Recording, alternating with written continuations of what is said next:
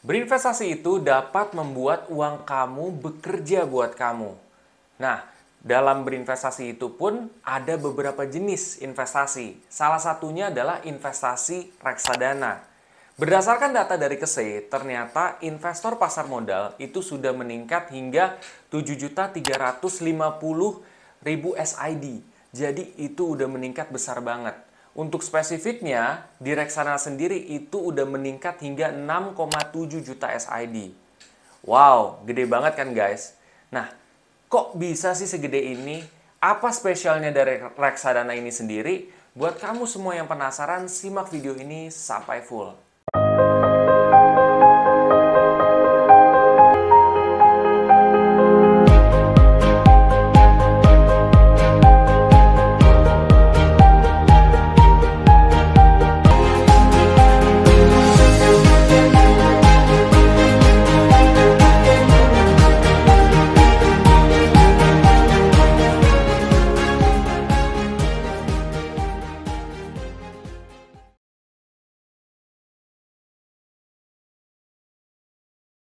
Di Indonesia sendiri masih banyak literasi keuangan yang rendah juga guys ya di dalam masyarakat itu sendiri.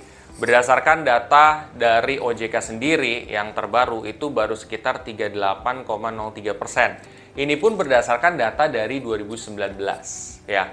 Nah mungkin sih harusnya berdasarkan SID sekarang yang udah meningkat, harusnya sih literasi keuangannya itu udah mulai meningkat juga ya guys ya. Cuman data terbarunya yang baru gue dapet segitu. Nah, sebenarnya dengan kita tahu tentang keuangan lebih atau literasi keuangan kita lebih, tentunya kita bisa lebih memaksimalkan hasil dari penghasilan kita, ya. Jadi kita bisa memaksimalkan hasil dari penghasilan kita juga. Tentunya itu juga ngomongin soal investasi, ya. Dengan kita mengetahui literasi keuangannya baik, ya, atau literasi keuangan kita baik, tentunya kita akan mengerti potensi keuntungan dari investasi yang kita jalanin dan juga potensi resiko dari sebuah investasi itu sendiri. Jadinya kalian bisa lebih maksimal. Ngomongin soal penghasilan tadi, ya penghasilan itu ada dua jenis guys. Ada penghasilan aktif dan ada penghasilan pasif. Nah penghasilan aktif ini sendiri apa sih? Penghasilan aktif itu adalah kayak lu misalkan kerja di kantoran ya. Lu kerja di kantoran itu lu dapat duit dengan cara lu bekerja keras gitu ya untuk dapat duit. Lu misalkan berdagang ya, lu untuk mendapatkan duit. Menurut gua itu juga masih termasuk dari penghasilan aktif. Kenapa? Penghasilan aktif itu adalah di mana kalian bereffort besar atau memiliki usaha besar untuk mendapatkan uang tersebut. Jadi kalau kalian misalkan punya bisnis yang masih kalian beroperasi untuk kalian turun tangan dengan capek sendiri, nah itu menurut gua masih penghasilan aktif juga. But anyway, itu adalah penghasilan aktif. Jadi kalau kalian bekerja di kantor, kalian mengeluarkan tenaga besar untuk mendapatkan duit, itu adalah penghasilan aktif. Lalu yang kedua, ada yang namanya penghasilan pasif. Nah, penghasilan pasif ini tuh penghasilan di mana kalian tidak perlu menggunakan usaha yang besar untuk mendapatkan hasil tersebut atau hasil daripada penghasilan tersebut ya. Nah, itu seperti apa sih contohnya? Contohnya adalah investasi. Ya, investasi itu kan kalian tidak perlu memerlukan effort yang besar untuk mendapatkan hasil dari investasi itu sendiri gitu ya. Contohnya effortnya seperti apa sih atau usahanya seperti apa sih? Contohnya misalkan lu analisa di awal ketika lu memilih investasi tersebut. Katakan kalian mau milih investasi reksadana. Kalian tuh usaha tuh analisa dulu di awal ya. Kalian pilih-pilih dulu. Itu kan ada effort juga. Lalu nanti kalian evaluasi setiap 3 sampai 4 bulan. Itu kan juga termasuk effort juga guys gitu. Itu jadi sedikit effort untuk mendapatkan hasil tersebut gitu. Nah, coba lo bayangin ya di sini. Kalau misalkan lo bisa mengoptimalkan kedua penghasilan ini ya secara baik ya, artinya penghasilan aktif jalan, penghasilan pasif juga jalan ya. Dan secara yang gue amatin, orang kaya di luar sana, mereka itu melakukan ini guys. Jadi mereka itu tidak fokus terhadap saya ngasilin duit dengan cara berdagang saja gitu. Saya menghasilkan duit dengan kerja saja gitu. Tidak gitu.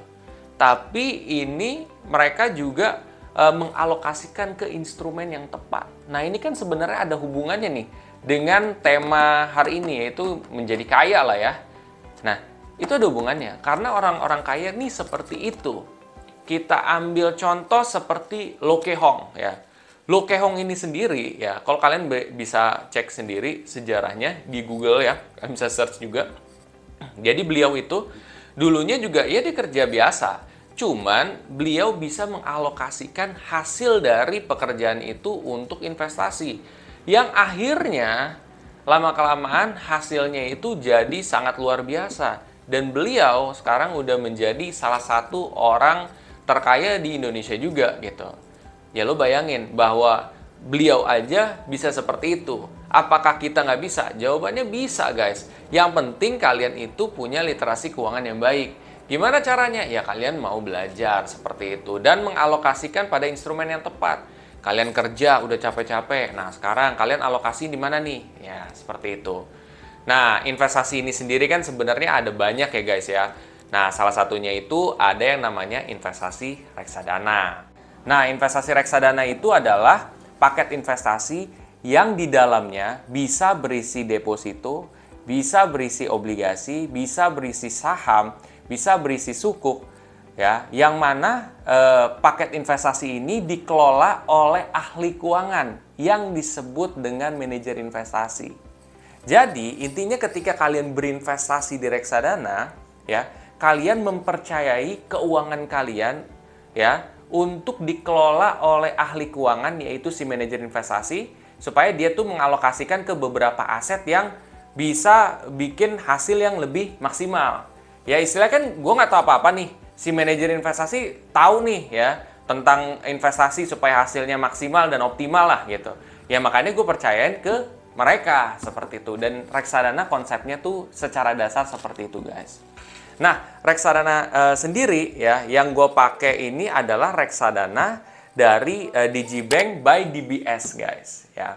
Nah, reksadana sendiri itu ada beberapa jenis ya. Pertama ada reksadana pasar uang. Reksadana pasar uang adalah reksadana yang memiliki tingkat resiko terkecil dan juga potensi keuntungan terkecil.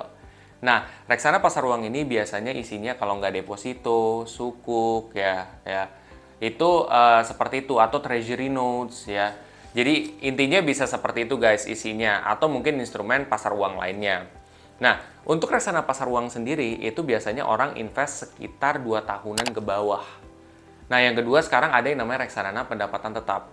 Reksadana pendapatan tetap atau yang sering disebut dengan reksadana obligasi itu reksadana yang memiliki tingkat resiko sedang dan juga potensi keuntungannya sedang. Nah, reksadana ini isinya minimum 80% itu dialokasikan di efek utang. 20% itu terserah deh dari pihak si manajer investasi. Nah, reksadana ini sendiri itu cocok buat orang-orang yang invest sekitar 3-5 tahun. Ya, lalu yang terakhir ada yang namanya reksadana saham. Ya, sebenarnya bukan terakhir sih, masih ada satu lagi ya guys ya. Nah, ada yang namanya reksadana saham. Reksadana saham itu adalah reksadana yang memiliki potensi keuntungan tertinggi dan juga resiko yang tertinggi. Nah, reksadana ini minimumnya itu 80% itu dialokasikan di saham. 20% terserah deh dari si pihak manajer investasi. Cuman pada kenyataannya itu bisa lebih dari 80% juga mereka alokasikan di saham gitu ya. Itu kan minimumnya 80%. Jadi kalau misalkan 90% itu adalah hak mereka sebenarnya. Lalu biasanya kalau untuk investasi orang itu yang investasi sekitar 5 tahunan ke atas. Jadi kalau kalian punya tujuan jangka panjang sekali ya dalam berinvestasi 5 tahunan ke atas, reksadana saham bisa dipilih. Lalu yang terakhir ada yang namanya reksadana campuran. Reksadana campuran adalah reksadana yang memiliki tingkat resiko sedang ke tinggi ya. Jadi itu bisa tinggi dan bisa jadi dia sedang-sedang aja. Tergantung dari aset yang ada di dalam.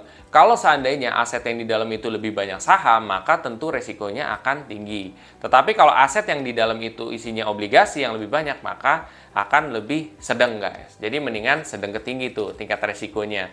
Nah, potensi keuntungannya juga sedang ke tinggi seperti itu. Biasanya sih kalau orang yang berinvestasi di sini itu tuh untuk yang 5 tahunan seperti itu. itu adalah beberapa jenis reksadana dan juga sedikit pengetahuan soal masing-masing reksadana nih guys. Lalu, ya, ada beberapa keuntungan ketika kalian berinvestasi di reksadana di aplikasi Digibank by DBS. Apa sih keuntungan yang bisa kalian dapatkan? Satu, ya, di aplikasi ini ada lebih dari 50 pilihan produk reksadana. Tentunya dengan adanya 50 reksadana lebih, ya, produk reksadana lebih di sini, kalian akan lebih banyak opsi gitu loh. Jadi kalian bisa milih ini, bisa milih itu. Kan itu akan memudahkan kalian juga sebenarnya, kan, seperti itu. Untuk mendapatkan hasil yang lebih optimal juga, ya. Lalu yang kedua, itu kalian bisa beli, jual, switch di satu aplikasi, ya. Nah, di sini apabila kalian ingin membeli reksadana, menjual reksadana, bahkan men-switch reksadana kalian, entah itu kalian misalkan melihat bahwa hasilnya itu kurang maksimal, terus kalian mau switch reksadana kalian, nah itu bisa nih di satu aplikasi ini juga. Lalu yang ketiga itu dipermudah dengan adanya pensortiran pada reksadananya.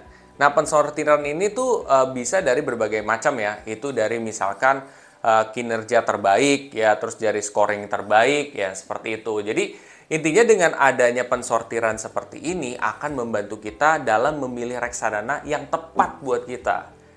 Lalu yang keempat, kalian bisa melakukan pembelian secara berkala. Nah, jadi kalau misalkan kalian yang ingin menggunakan investasi itu sebagai sarana menabung, ya kayak biasa gue juga kayak gitu, itu kalian bisa di aplikasi Digibank by DBS ini. Kalian bisa berinvestasi rutin. Ada loh metodenya disebut dengan dollar cost averaging. Dollar cost averaging adalah metode investasi rutin tanpa melihat naik ataupun turun nilai investasi tersebut.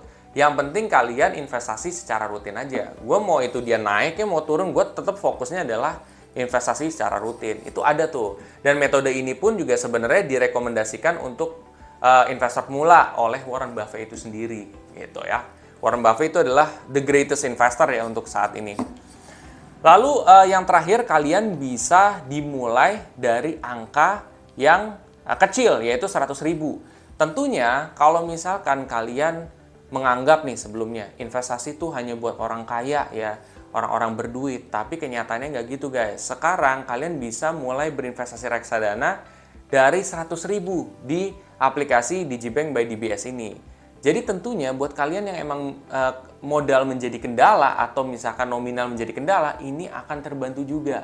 Seperti itu. Itu adalah beberapa keuntungan ketika kalian berinvestasi reksadana di aplikasi Digibank by DBS ini sendiri.